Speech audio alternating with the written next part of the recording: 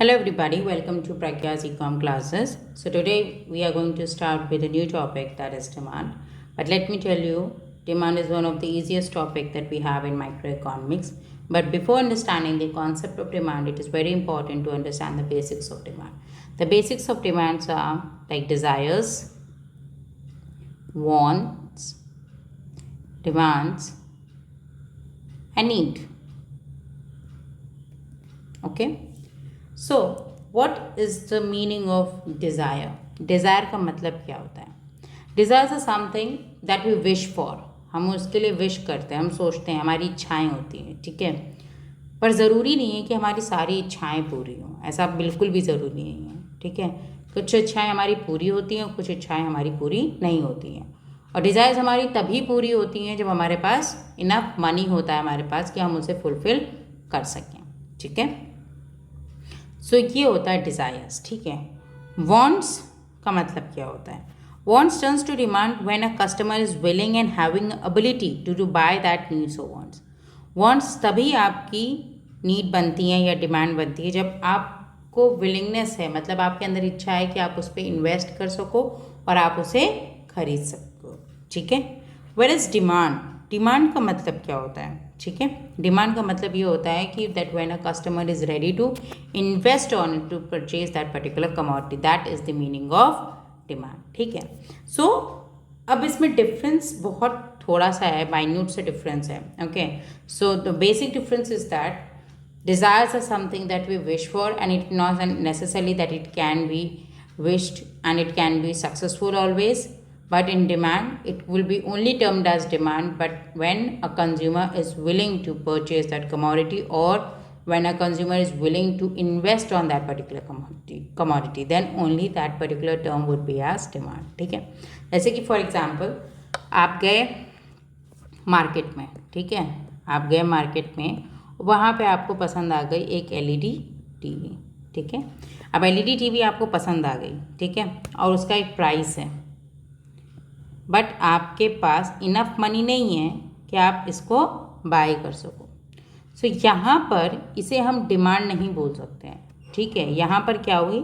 ये डिज़ायर थी जो आपकी पूरी नहीं हो सकी, क्योंकि यहाँ पर आपके पास पैसे नहीं थे कि आप इसे इन्वेस्ट कर सको, इसीलिए यहाँ पे डिज़ायर या विशेस आपकी सक्सेसफुल नहीं हो पाई, ठीक है. अब ये डिमांड कब कहलाएगा? डिमांड ये तब कहलाएगा जब आप इनफ मनी आपके पास है, आप इसे इन्वेस्ट कर सकते हो, then only this particular LED TV would be called as demand of yours. Okay. So ये मतलब होता है डिमांड और डिज़ायर्स में. नीड्स वो होती हैं जो आपकी ज़रूरतें होती हैं. Needs are the basic necessities of a life that we have, ठीक है. ये नेसेसिटीज़ आप इनको कह सकते हो, ठीक है. जैसे कि for example we have water. Water is the basic necessity of life. Without water, we can't survive, right? Second, we have salt. Salt is also a basic necessity of life.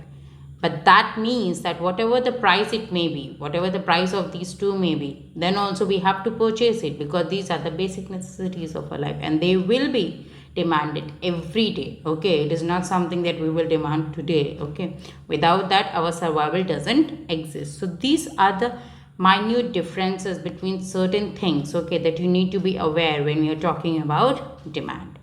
Now, let's understand the concept of demand.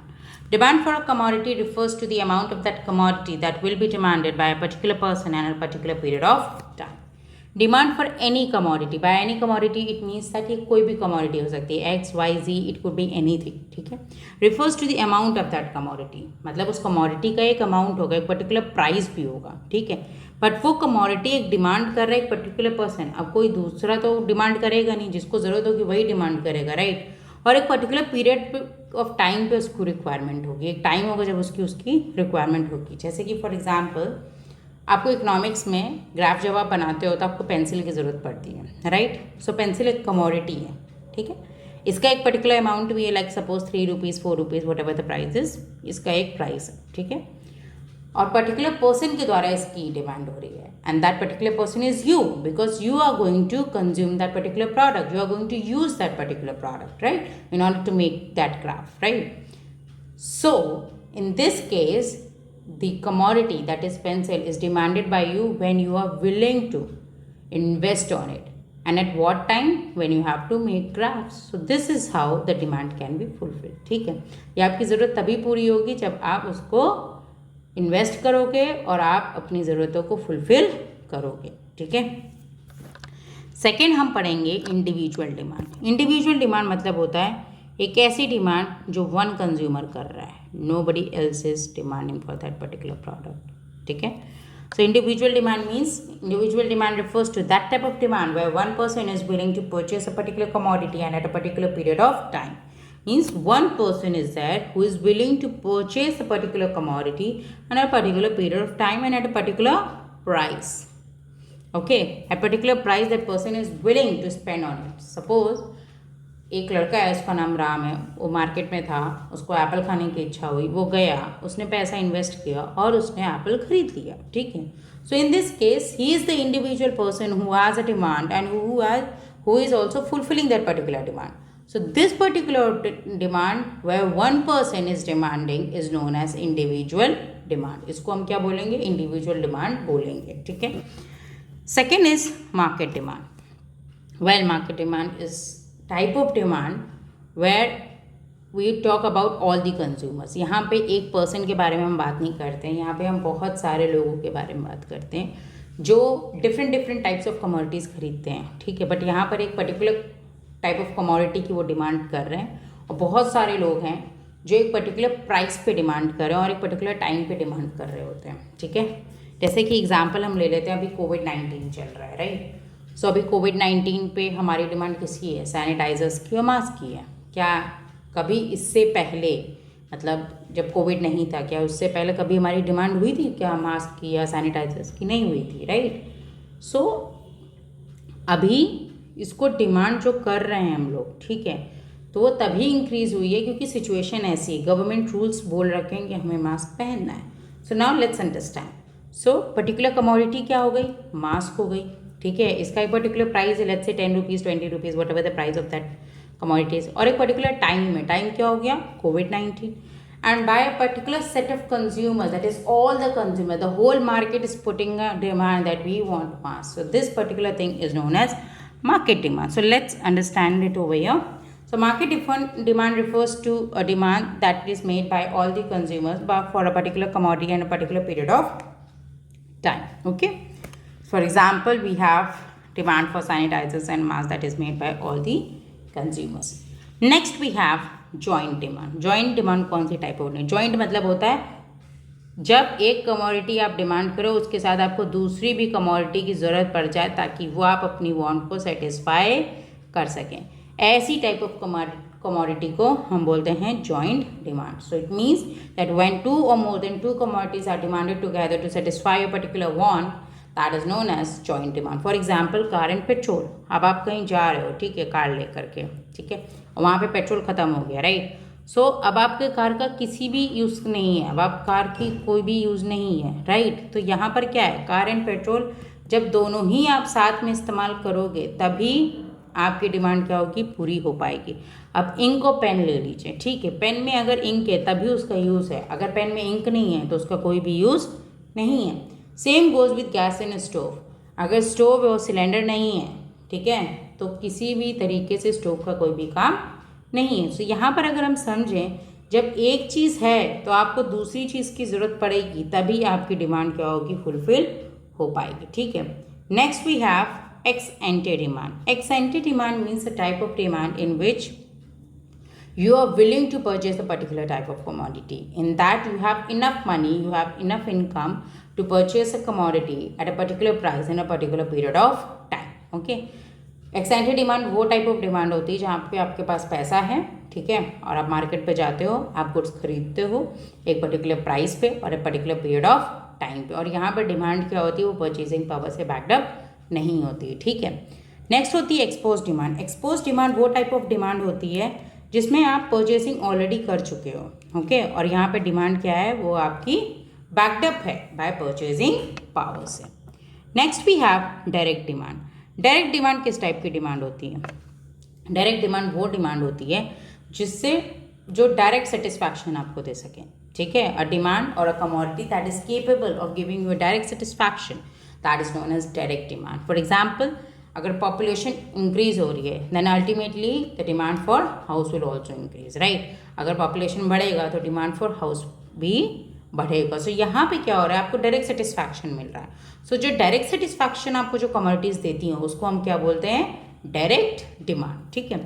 Next we have derive demand. Derive demand मतलब होता है कि suppose आपके पास एक commodity है, ठीक है, और वही सेम कमोडिटी आपको दूसरी टाइप ऑफ कमोडिटीज़ की डिमांड को इंक्रीज कर रही है. ठीक है. सो ऐसी कमोडिटीज़ क्या होती हैं, वो डिराइव डिमांड होती है. अब एक क्वेश्चन आता है कि डिराइव डिमांड और जॉइंट डिमांड लगभग है, बट ऐसा नहीं है, क्योंकि जॉइंट डिमांड का मतलब होता है कि आप बोथ कमोडिटीज़ को एक साथ डिमांड करते हो. ठीक है. Means both commodities are demanded together. That is the reason it is known as joint demand. But derive demand वो डिमांड होती है जिसमें एक डिमांड लीड करती है demand for other type of commodity. That is known as derived demand. So it means that one demand for one commodity leads to the demand for other commodity, that is known as derived demand. For example, population बढ़ रही है, ठीक है, तो क्या हो रहा है, डिमांड फॉर हाउस क्या हो रहा है, वो बढ़ रहा है, राइट. सो डिमांड फॉर जब हाउस बढ़ने में लगा हुआ है तो अल्टीमेटली है कि हाउस आपका हवा में तो बनेगा नहीं. ठीक है. आपको ब्रिक्स चाहिए, सीमेंट चाहिए, ठीक है, so many other things, steels वगैरह चाहिए ताकि आप अपनी डिमांड जो है हाउस की आप फुलफिल कर सको, राइट.